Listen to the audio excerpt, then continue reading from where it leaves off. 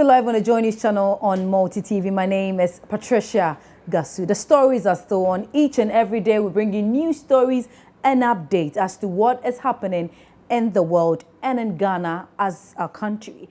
Today I'll be talking to my colleague Kwabena Owusu-Aprechum, the man, as we always say, the man from Cardiff. He's going to join me in studio after this break. Please stay.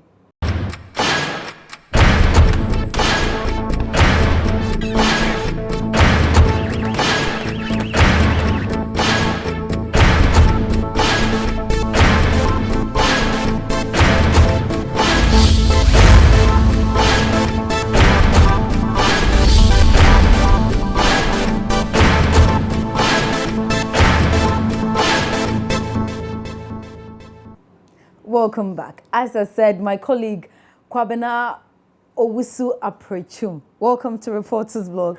It's actually the first time I'm ever going to have, the first time I'm having him here, and he's going to be joining us in most of the details. Like, he'll be giving us more details because he's been going out there and he's been doing lots of stories. So today's the beginning and he'll be joining us more.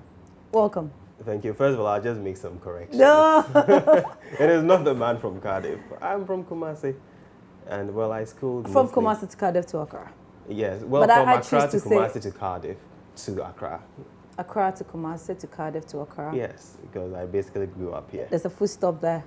We're There's still a pause moving there, forward. or is it a full stop or pause? We're still moving forward, so probably there's some question mark or something. Where would the bus be going this time around? Maybe right now in Accra. In so Accra, after that, then where next?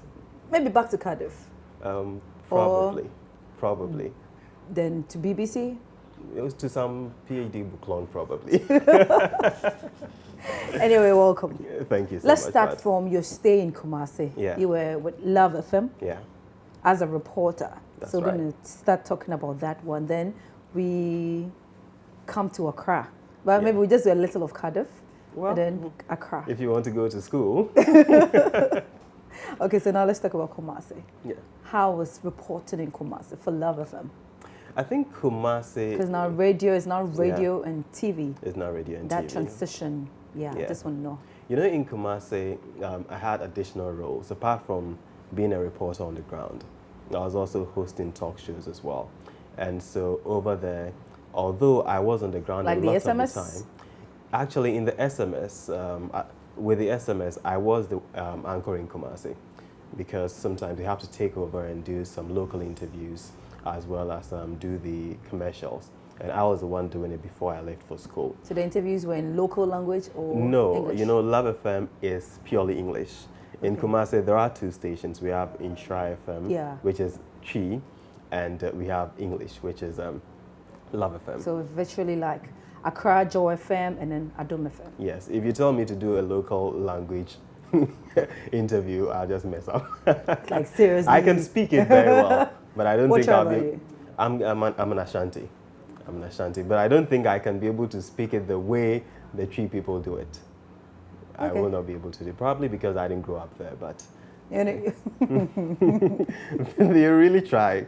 The way, you know, I was listening to the news, I think yesterday, and some were saying that the police in Agogo, they are going with atomic bombs and all that. I don't think I can exaggerate like that. But coming back to the work at Love FM, you know, Kumasi, I love Kumasi for one thing. The distances are shorter, okay? And apart from the daily activities, I mean, there's a lot of trouble trying to get stories. You need to go out there and all that. But you travel shorter distances. And at the end of the day, you get to go home. In 15 minutes, I am home. There isn't much traffic like in Accra. And so life over there, the work is pretty much the same in terms of the kind of pressure you go through, because Accra will be demanding the stories. And for your local stations you have to do it. You know, we come back from an assignment, you have to do a Tree version and you have to do an English version. And so you have to put everything together. But at the end of the day, I know when I'm going home, it won't take me 2.5 hours in traffic. Yes, I'll leave. You're facing reality in Accra. Yes. Yeah, when I lived in Accra, this is where I grew up until 2010. But when you went to Kumasi, when I went to Kumasi, it was more comfortable, like you're not in your comfort zone, then when no traffic, no hustle. When I come back to Accra, it's like, is this what I was living in? Really? But I think life in Kumasi was really good. I did love Kumasi, and the least chance I have, I'll go there and just have some time to relax. Let's compare work in Kumasi and then work in Accra. Work in Kumasi, Accra has television, and that's a very huge challenge because for one, I've been a radio guy for quite a long time. Now, when you go on assignments, you have a cameraman following you. I didn't used to have that. And so that... It feels like a bodyguard. Exactly. And when you're thinking, you have to consider him. Sometimes tell him, this is what I want. And it was, at first, it was quite awkward to me, like having to probably give instructions to them to take the shot that you want. And sometimes they are more experienced. So they go like, well, I think you should take the shot this way. And I go like, okay, you are the best person to do that. But you come back, edit the stories, do television. And, you know, when it comes to editing voices, it's very easy. I wouldn't say it's easy, but it's comparatively easy. But with videos, you have to make sure the sounds you want go with the pictures. I was editing a story yesterday, and it took me like almost 4 hours just to get a video done. And if it was a voice, I could do it I saw the report. Yes. Yeah. I could do it under probably 30 minutes. And you were so, that particular story, that you were so calm. I always try to keep a calm demeanor. You were so calm. I don't know whether you're trying to perfect everything, you don't make a mistake. Not really. There's something I've learned moving from radio to television. Okay. You know, in radio, I'm faster and probably I pitch higher. But what I realize is on television, if I do that, I sound too fast for myself. So I decided, well, let me relax. And hopefully it will be better. And so that's, but naturally, I like to keep a calm demeanor. Even when I'm speaking, I like to. I have a bad cold today, probably my horrible voice is giving me away, but I always want to be calm wherever I am. That's cool. Yeah. So now let's compare that to work in Kumasi. You told me about Accra. Yeah. Now let's see Kumasi. Going out there to report, like, as I always ask, do you have people being rude to you back in Kumasi compared that to Accra? What you actually have a lot in Kumasi is Yankatri. You go out, maybe you want to talk to people, and they go like, when you go out and it's like, I'm coming from Love FM, they go like, and I've realized something in Kumasi. When you enter an office and you speak the local language, okay, they all go like, they take you normal. But when you speak English, people tend to pay more attention to you. Really? Oh, yes. So what I did employ in Kumasi is, when I go to an office, even when you're speaking to me, I'll speak English. Because they will listen to you when you're speaking English. Okay. Yes, and because they kind of are so proud of their local language, they want to always speak it. When you go out to do, you send someone to do vox pops, or you're doing vox pops yourself, and they come back and you have a lot of them in Twi, because they will tell you, well, I can speak... I can express myself better in the local language. Exactly. I remember once in the line of duty, I was doing a story at an eatery. So there was this woman I was speaking with inside there. She was in a queue buying food. I was doing something about that, a story that involved that. And I was speaking English with her. She was responding very well. At some point, she went like, why didn't I go come country? So but apart from that, Kumasi people are really nice. They are very welcoming. Okay. And one of my colleagues used to say that when he steps outside, you know, it's love and Ishra. Okay. When you are within Kumasi, I mean, when you go to the offices, I'll say, okay, I'm from Love FM and all that. But when you go to you step outside Kumasi and you go to the villages and the others, If you ask me where I'm coming from, I'll say I'm coming from Insha FM because they listen to Insha a lot. They like the local language. So sometimes you can just take the two tags, and happily my tag had both Insha and Love. And it really works well. But in Accra, you can deal with English a lot. And Kumasi is becoming cosmopolitan. People are accepting it, but it's easier in Accra to work with your English than in Kumasi. When you do vox pops on the streets in Accra, or you talk to people, they are willing to speak English more than when you're in Kumasi. So that's why you don't have any problem with English? Well, not as much as I've not had that problem so far here. Okay. Yes, but the Yenkachi, the Kumasi people are here, they want to keep their language. They love it. And their terms. Have you ever approached someone, like, because of doing vox pop, have you ever approached anybody, apart from Yenkachi, the person who would just be rude to you or insult you? Not with vox pop, but I've had interviews where the person virtually attacked me. I remember years ago I did a documentary on this recent Agogo crisis. You know, when it's broke out some 3-4 years ago. Yeah. I was the one mainly following it. I did documentaries on it. And I remember interviewing one of the cattle owners. I wouldn't mention his name because he's a very popular man. Okay. And I went to his house. I asked him the first question. I asked him the second question, and he flared up. He was like, "Get out of my house!" Like a whole lot. So what I did was... In the course of the interview? In the course of the interview. What I did was, he was speaking a different language. So I called my editor who could speak his language, and I made my editor speak with him. After that, he calmed down, and we had a very good interview. Then he said, "Don't go and play the part where I flared up." But I played it. Well, you can't order me to. That makes sense. It was relevant. It was relevant to what I was doing. It wasn't mischievous, but it indicated it. I mean, I didn't think he should have flared up. I was asking a simple question. But I brought it in. In the end, well, he called me after I did. We all laughed about it, and since then we became friends. Okay. Yes, but ordinarily in Kumasi, you wouldn't have people just attacking you or anything when you want to talk to them. Some might shy away from your recorder, but they wouldn't be really. Okay, let's say this one is a recorder, so it's easier because you can approach anyone because you're just holding it. That is my thing, is a phone. Yeah. Until they see the foamy thing. And sometimes, you know, my phone, I can make a recording with my phone. It's so perfect, and so sometimes when I need to do recordings, I use my phone because people are afraid of the recorder. Okay. So I just put on my phone to record and I interact with them normally. Okay, now in TV you're supposed to use the camera. Yeah.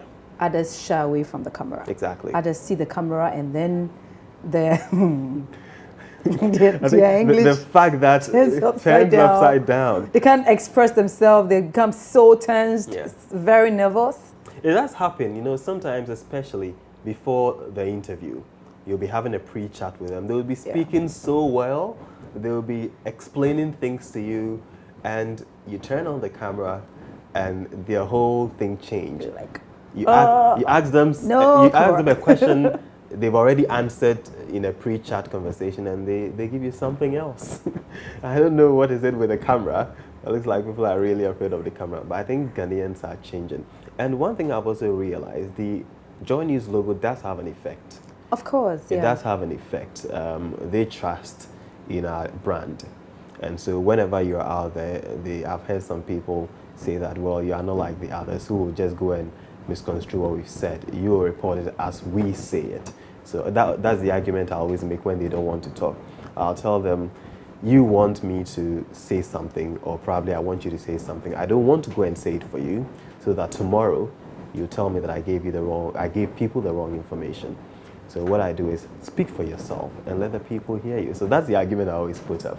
But people are really afraid of the camera. And well, myself, it was new to me, moving from radio to the first time I was coming on live on TV. I was like, what is this? And it was my first day at work here. When I came back to Accra, I was like, go on set, explain an issue. Initially, I was like, wow, this is my first time. But I think after sitting down... You were nervous? Before I got on set, I was a bit nervous. But when I sat down, I just realized it's like a radio studio. So I just relaxed, and I think I was able to go through. Since then, I've been fine with it. And you're a chef, Kra. So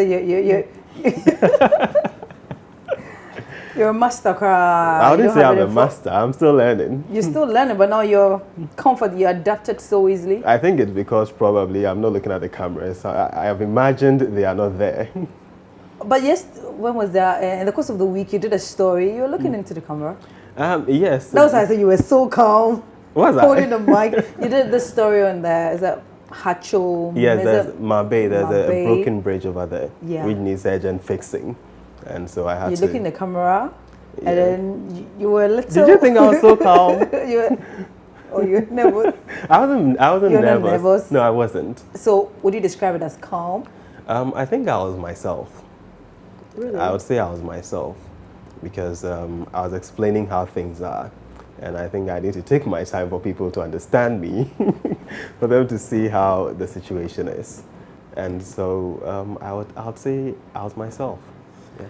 So how was it like working for radio TV, since it's virtually like your first time? It's quite challenging. It's quite challenging. I'm the type who promised myself I didn't take work home because my shift is such that I'll come to work in the afternoon, go home after 10 p.m. So the only time I have for myself is usually between the time I wake up and 11 o'clock when I am preparing to come to work. But with this, I have to make extra time beyond working hours because some of the work you just can't come to the office to do. Yeah. You don't have the time to do it.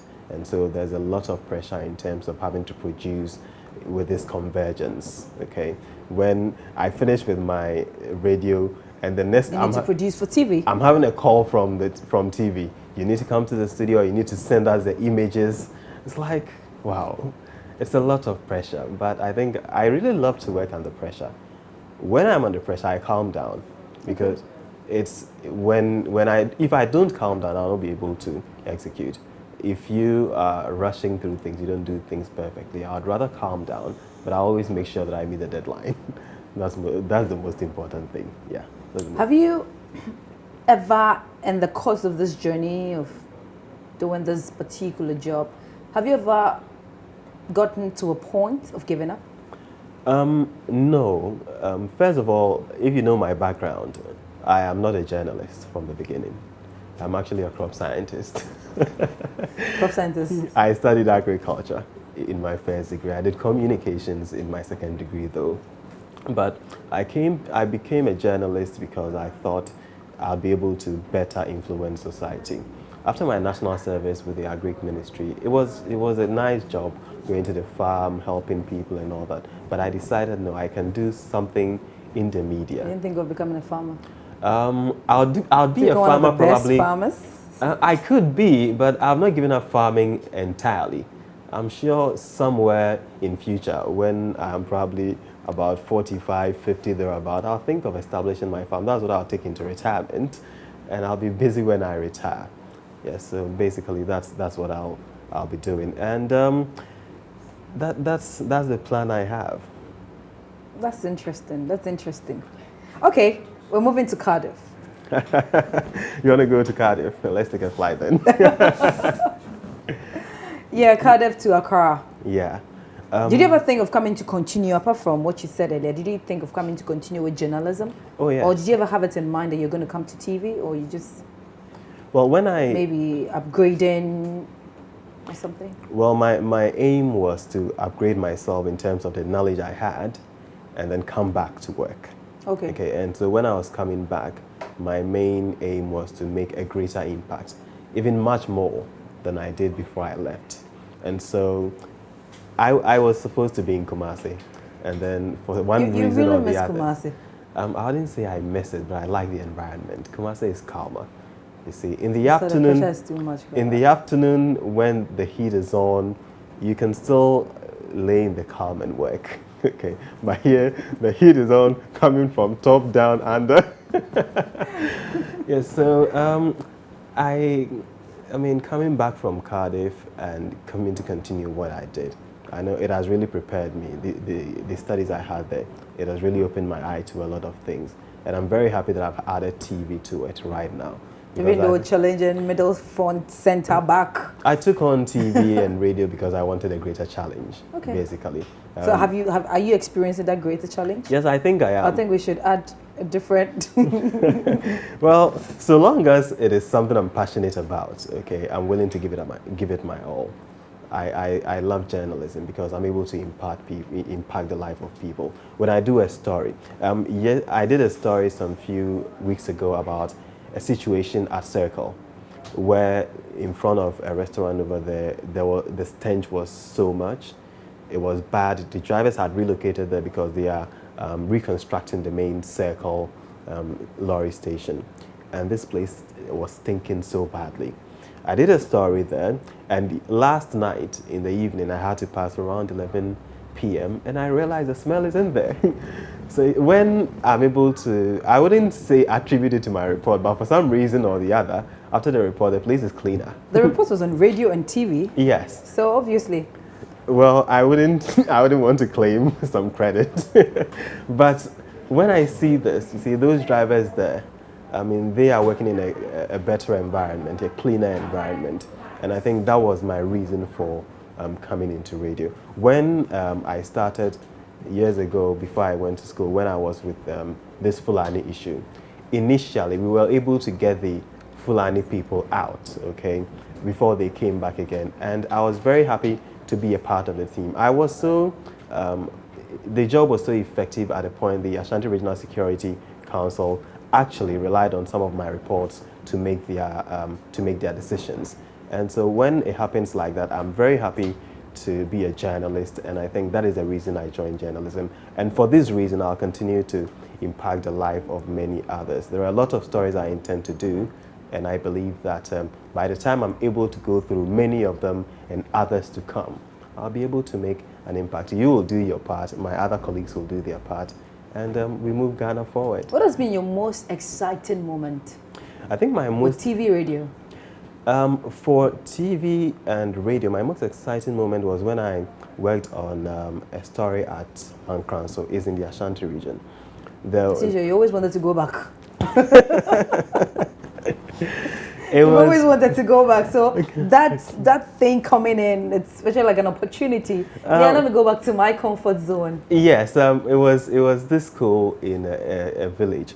I've forgotten the name of the village now, but it was after Mankran, so some like 30 minutes drive from Mankran. And there were two schools. One was really fine, the other was dilapidated. The staff room was leaking and all that. I did a report. I was in radio mostly at that time, but I just decided, let me take shots with my phone. I didn't go with a cameraman. I took shots with my phone, gave it to the multi-TV guy, Mohammed Inkumasi, and he did the visuals for me. I added a report. And right up to that, the MP for the area went to the aid of the school. They reconstructed the classrooms and saved the kids. Journeys gets results. Yes, and after that, when I went there, I was like, the headmistress, the kids, they were all happy to see the Love FM car. And it was really exciting that I just told myself, see all these people. One report that I've been able to do has impacted their lives so much. Just like Seiko. Well, for this one, I can claim direct benefit because it was as a result. This why not Seiko? Probably they will say they were here to clean. But it was really exciting. And one day I'll just go back to the school to see how things are. And I think I was also very happy with how I dealt with Agogo in the first instance. And so because of that, I always have a good... I'm friends with both the Fulani as well as the natives. It's not only one side. If I want to call a Fulani man right now, I know how to get them. And I remember one instance, a Fulani man actually took me from the Agogo town.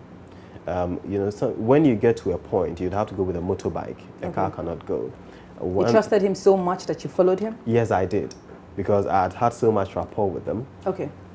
I sat on their bike, and it was I sat on his bike, and we went probably in the afternoon. We came back in the evening. When I came back, the town folk had gathered around the Love FM car. The driver was waiting, saying that they've gone to kill me because they didn't charge the Fulani people. As you trusted him so much. I did. To follow him? I did, because I didn't think they will harm me. Okay. Okay, they also wanted their side of the story heard. And so I think it would have been detrimental on their part to have harmed me. It would go against them. You know, sometimes you have to play up. It was dangerous, all right, but I think sometimes we go through some dangers in order to bring out some stories. Probably was one of them. You just need to go for it. And I think once I had to follow them to take the body of a Fulani man who had been murdered. It was a really gory scene, but it's one thing that always comes back to my mind. The people have been dying too, but I think it is something we need to look at it from both sides, the side of the Fulani as well as the side of the natives. Wow. Yeah. Interesting. Yeah, it is. And that is the good thing about this job. When you sit down, you're able to think about... It is two sides. It is sometimes very sweet, yeah. Sometimes bitter. Yeah. And when the bitter becomes extreme, you want to fall out. But I've never really thought of falling out. I think the more challenges that come, the more I want to pursue. So I'll say with this, it will also depend on the individual. Yeah. Having a take on both the sweet and the bitter. That is why I think... and in the middle, I said loads of challenges. Loads of challenges, yeah, loads of challenges. Anyway. It's about loving the job. Yes, that's one thing. People see you and then they admire you, they want to do the same thing. But at the end of the day, I've come to realize that if you don't love what you do, there is no way you can I think journalism deliver. In particular is not about learning to be a journalist. You must have the passion for it. If you don't have the passion for it, no matter how much you learn, it won't work. I would say something you learn on the job. Exactly. You have to learn on the job because you can go to school, get all the knowledge, but when you come, it's something different altogether. Exactly. Something so different. So it's your passion that will drive you. From crop production to journalism. Exactly. Anyway, thank you so much for your time. You're welcome. Kwabena Owusu Aprechum. And that was my colleague Kwabena Owusu Aprechum on Reporters Blog. My name is Patricia Gasu. Thank you so much for your time. Until same time next week, as usual, stay blessed.